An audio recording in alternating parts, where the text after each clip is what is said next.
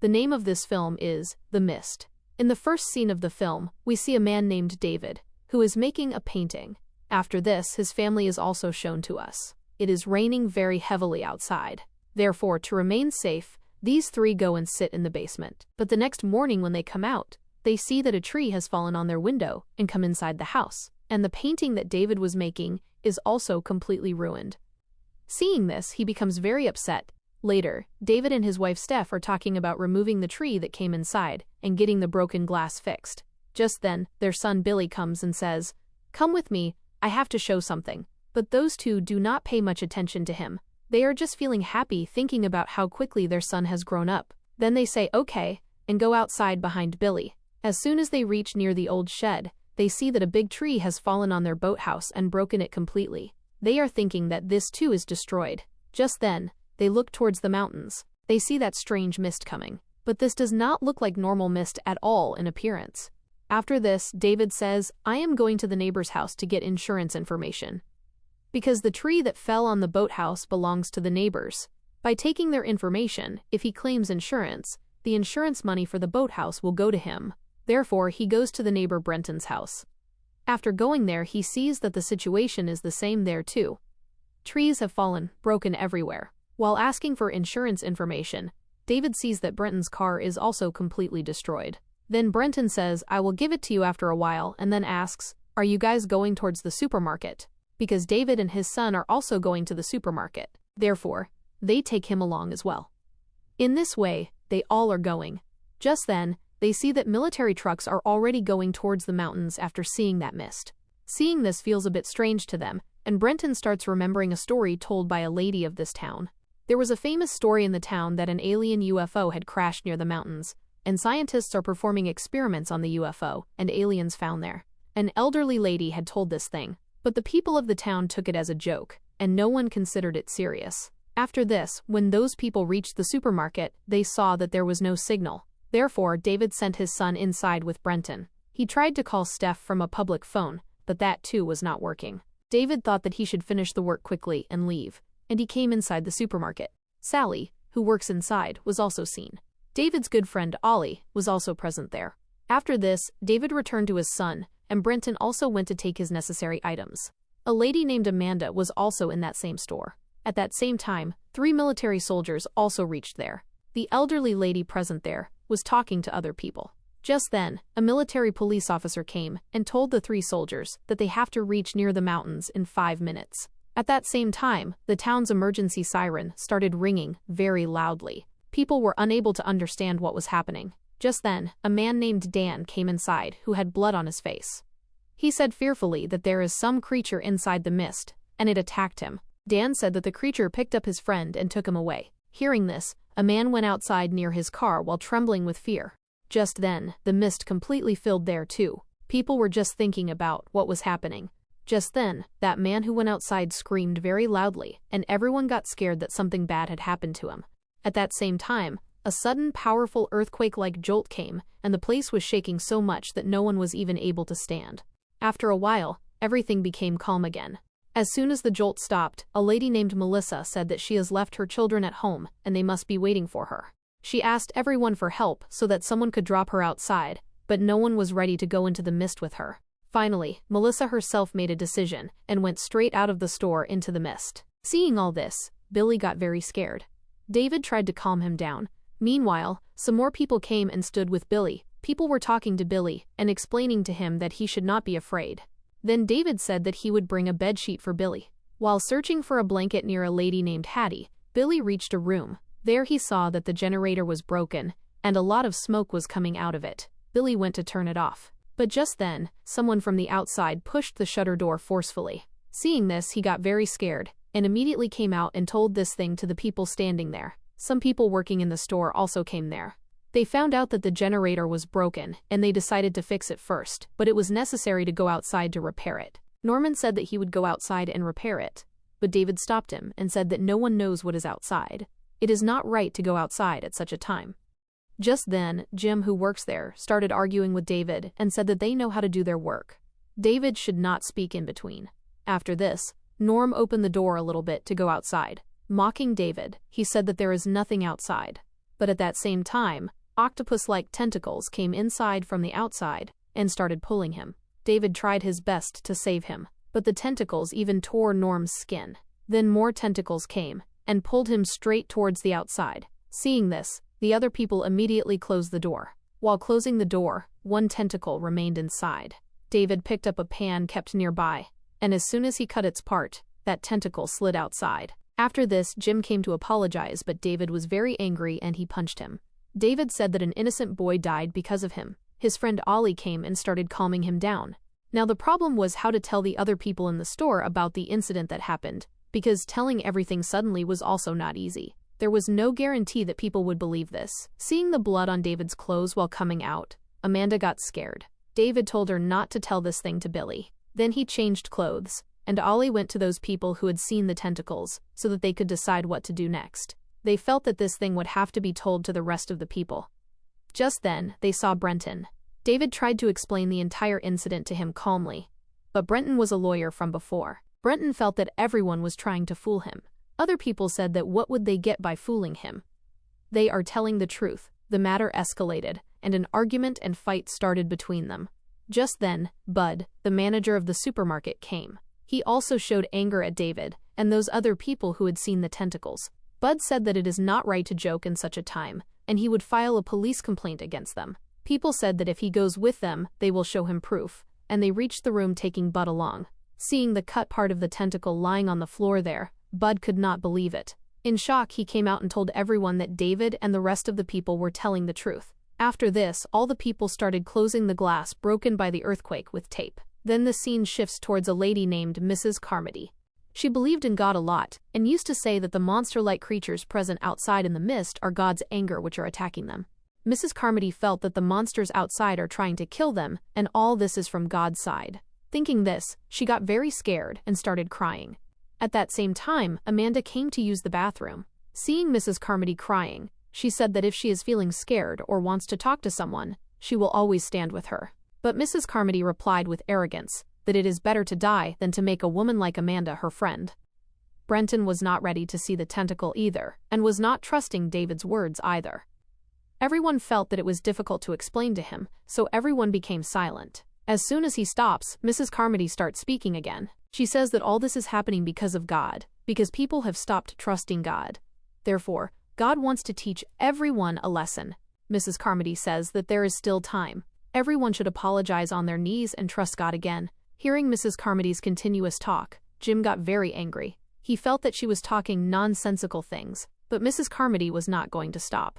She said that Norm's death is just the beginning, and if people still do not trust, everyone will die. Hearing this, Amanda came forward and she slapped Mrs. Carmody because she did not like her words and her behavior at all. On the other hand, Billy went to the 3 soldiers and said that the military should call and take them away and help them so that they all can remain safe. But the soldiers' phones were not working either. David came there and tried to calm Billy down.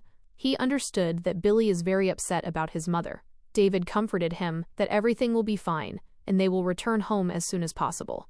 After this, everyone started talking that if the creatures came inside, they would have to be ready to fight them and they would need weapons. Then Amanda said that she has a gun for her safety. She had a total of 12 bullets, but Amanda did not have much experience in firing a gun.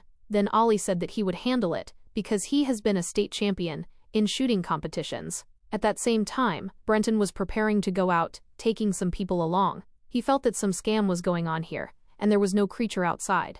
Everyone tried to stop him, but he did not listen. Finally, people said that if he is going out, then a rope should be tied with him so that it can be known whether he reaches safely or not. A man got ready to tie the rope. Brenton went out with some people, and the rope was tied on that man's waist. But suddenly, someone started pulling the rope very forcefully. Everyone kept trying to stop together, but the rope was just not stopping. Then suddenly, the pulling stopped. People pulled the rope fearfully, and saw that the half-cut body of the man on whom the rope was tied came inside. Seeing this, everyone got terribly scared, and immediately started closing the door. Mrs. Carmody told everyone that now at least they must have believed. As night began to fall, everyone started preparing lights. At this time, Jessup, one of the 3 soldiers seen at the beginning of the movie, came to Sally. In fact, Jessup and Sally liked each other. For this reason, Jessup had come here with his 2 friends so that he could meet Sally. Everyone was keeping a watch whether the situation outside was fine or not when suddenly, a very big insect hit the glass and flew towards the store. That insect sat on the glass. Everyone was just watching it in fear when more large insects of the same type came and started sitting on the glass. No one had seen such large insects in their life, and no one was understanding what was happening outside. Just then, some flying creatures also reached there. They started catching and eating those insects. These creatures were a bit bigger than the insects. Actually, all these had come being attracted towards the lights of the store. But no one there understood this thing. No one understood what was happening, and just then those creatures started entering inside by breaking the glass. A big insect bit Sally, due to which she started groaning terribly with pain. Flying creatures started attacking people in a scary way. David tried to fight them by preparing fire, but at the same time, the clothes of a man named Joe caught fire, and people started feeling very difficult in extinguishing it. Meanwhile, David somehow killed a creature by throwing it into the fire. A big insect also came near Mrs. Carmody, but don't know why, it does nothing to her, and flies away from there. On the other hand, a creature was coming behind Billy by dodging everyone, and it was just about to attack him when Ollie came from behind, and he saved Billy by shooting it, but Sally died due to the insect bite. Seeing this, Jacob became very sad. The scene shifts outside, where that half-cut dead body is seen again. On the other hand, a monster pulls that half-cut dead body and takes it along with it. After this, Amanda is seen lying near Billy. She had a lot of affection for children, but she did not have any child of her own. David comforts her. Just then, he finds a jacket. Joe was lying there, whose half of the body part was badly burnt by fire. Tolerating pain had become difficult for him. He started pleading that they should give him a gun, so that he could kill himself or someone else should kill him because he cannot bear this pain. But no one was ready on this talk of his. No one was ready to listen to Joe's talk. Just then, Amanda saw that the medicines of a lady named Hattie who was with them had also finished. David went to Ollie and some other people and said that Joe's body is burnt and he is unable to bear the pain. There is only one way to save him: to go out and bring medicines and painkillers. Right next to the supermarket was a medical store. Amanda told that Hattie has died. Hearing this, everyone kept Hattie's dead body in the storeroom. David said that they would have to go out quickly and bring medicines. After this, they should also make a plan to leave from here. He told that his big car is parked outside, and they all can escape from there together. But Amanda did not agree with this. She said how can they go alone leaving the rest of the people present in the store? David explained to her that they cannot stay inside the store here for much longer, and will have to find a way to go outside. David said that instead of sitting hidden here, it is better to go out and do something. But the most important task was to bring medicines first. Billy held David's hand and said that he should not go out, because if the monsters ate him, what would he do? David comforted him that nothing would happen to him, and he would come back. He left Billy with Amanda. Then suddenly David said that if he does not come back, then Amanda should take his son along and go to some safe place. He also gave his car keys to Amanda. David and his team were preparing to go out when Mrs. Carmody came and started stopping them. She said that they all are going against God, and if they go out, they will die. No one liked her talk. Just then, the elderly lady present there, Irene, picked up something and hit Mrs. Carmody and told her to keep quiet. Irene decided that she would also go to the medical store with David's team. Then David came out of the store with his team. Their luck was good. They did not see any monster outside. So walking along, they finally reached the medical store. Going inside, everyone started searching for medicines. They took the necessary medicines they found, and were preparing to return when they suddenly heard a strange sound. Following the sound, they moved forward and saw that many dead bodies were trapped in spiderwebs there, but one of those men was still alive. They started trying to save him, but now it was too late, because spiders had laid eggs inside that man's body. Just then, large spiders came there and started attacking them. The webs of these spiders were like strong acid. During the attack, a man's leg got cut off and fell. At the same time, the eggs kept inside that living man's body burst, and thousands of small spiders came out. After this, everyone started moving forward while fighting whatever spiders they found on the way. Many people died there in this fight as well, but those who survived were able to reach back to the store with great difficulty. After some time, it is shown that the rest of the people were still unable to believe their words. Therefore, everyone decided that they should go to Jessup because he was a soldier, and perhaps he might know where the mist came from and what is happening outside. But as they started going towards him, they saw that most of the people present there had started believing Mrs. Carmody's talk and were trusting her. Now Jim also started trusting Mrs. Carmody's words, because when everyone was attacked, no insect or creature had attacked only her. Therefore, people felt that what Carmody is saying is the truth, and all this is happening from God's side. But David and the people of his team do not believe in this. They reach straight to Jessup. Going there, they find out that both of Jessup's soldier friends are missing. Jessup also does not know where they went, because Jessup had also gone to the medical store with David and his team. David and his team told Jessup that they would help in finding both of his friends, but in return Jessup would have to tell what is happening here. Standing at a distance, Jim was also watching them. All the people reached the storeroom while searching for those two missing soldiers. Seeing the condition there, they understood that both soldiers had taken their own lives out of fear. Seeing this, everyone angrily started asking Jessup what is really going on outside. Just then, Jim came inside and caught Jessup and dragged him in front of everyone. Jim started shouting that Jessup knows what is happening here. Seeing this, Mrs. Carmody also came forward to deliver justice. Jessup got scared and started telling the truth. He said that near the hills close to David's house, a portal to another dimension had opened, meaning a way going towards another world. From there, aliens were coming out, and scientists were performing experiments on them. But now the situation had worsened, and very large aliens were coming out. Jessup said that there is no fault of his in this. Jessup said that the real fault is of the scientists. But Mrs. Carmody said that it is Jessup's fault too, because he also went against God. She put the entire blame on Jessup. Even if David and his team wanted to, they could not save Jessup, because the people present there had become so superstitious in Mrs. Carmody's words that they stabbed and killed Jessup right there and dragged him and threw him outside. As soon as Jessup was thrown outside, a scary monster came and picked him up and took him along. After this, the scene shifts inside again. Everyone was sleeping. Just then, Billy made a promise to his father David that if ever monsters were about to eat him, David should not let him be seen in such a state. David said yes, to give him courage. The next day, David and his team decided that now they should leave from here, because by falling for Mrs. Carmody's words, the rest of the people had become very dangerous. Everyone had seen what happened with Jessup last night. Therefore, David thought that no more risk should be taken. When they all slowly started coming out, they saw that Mrs. Carmody was standing near the door. David and his team said that they want to go out, give way, but she was not ready to move. She said that going out is against God. At the same time, the people who followed her talk surround David and his team. Then Mrs. Carmody says such a thing that no one can believe. She says that to calm God's anger, an innocent child will have to be sacrificed. Looking straight at David, she says that she wants his son Billy. He will have to be given as a sacrifice. Hearing this, David gets nervous and gets ready to fight for the protection of his son. But Mrs. Carmody was not going to stop. She was repeatedly saying, "Give the child." Just then, Ollie came forward, and he shot and killed her right there. Seeing this, the rest of the people got scared and started running here and there. Taking advantage of this opportunity, David and his team started coming out. Coming outside, they saw that thick mist was spread everywhere, and nothing was visible. Ollie somehow found David's car, but at the same time, an alien came from behind and killed Ollie. The gun dropped from his hand and fell on the car. In the meantime, at a little distance from David, some of his companions also ran out in a different direction. David and the rest of the people kept waiting inside the car for the remaining people. But by then, the aliens had killed them all. David tried to pick up the gun that had fallen on top of the car. Just then, a big spider came there. But David had quickly entered the car. Therefore, the spider could not do anything to him. David, Billy, Amanda, Irene, and Dan all sat in the car and slowly started leaving from there. The people standing in the store kept watching all this. When David reached near his house with his car, he found out that his wife Steph is no longer alive. Seeing this, he broke down completely and started crying. Everyone else tried to calm him down.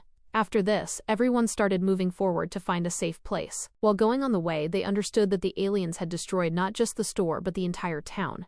They were moving forward sitting in the car, when suddenly they saw a very massive alien crossing the road. That alien was so big that David's car looked like an ant in front of it. Everyone kept moving forward, but then the car ran out of fuel. Now they had no other way. They felt that if they went out, the aliens would kill them. Therefore, they thought that they should kill themselves with the gun they have so that they don't have to die at the hands of the monsters. But there were only 4 bullets in the gun while they were 5 people. There were tears in everyone's eyes. After a while, it is seen that 4 shots have been fired inside the car. David had shot the other 3 people, including his son. Seeing this, he broke down completely and came out of the car screaming loudly because now there was no bullet and he felt that the aliens would kill him. He was waiting for death while screaming. Just then, he felt that something was coming towards him. He thought maybe they would be monsters, but military tanks were seen coming from the front. The military was moving forward, clearing the entire mist and saving many people. Among those saved people was Melissa as well. The same Melissa who had gone out alone at the beginning of the movie, saying that her children were waiting at home. She had now survived alive. The military started clearing the whole town by killing all the aliens. Seeing this, David broke down even more. He felt that if only he had waited a little longer, his son and the rest of the people could have also been saved. He stands there drowned in grief, and here the movie ends.